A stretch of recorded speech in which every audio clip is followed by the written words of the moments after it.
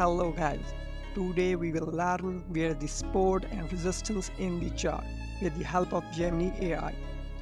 Firstly, you need to sign up in Gemini AI with your Gmail account. Next, navigate the trading view website and select crypto and also select time frame. And download a screenshot. Now return to Gemini AI website. Upload that screenshot.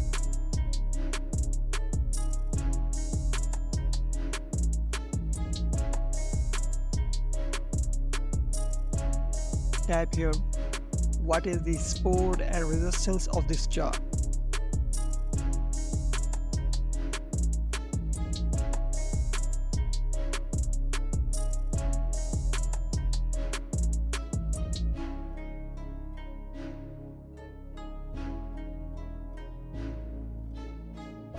Wait a few seconds.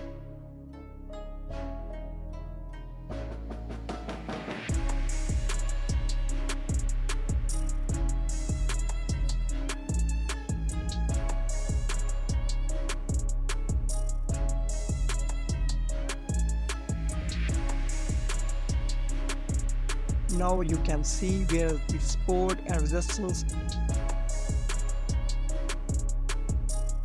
and now you can find a trade.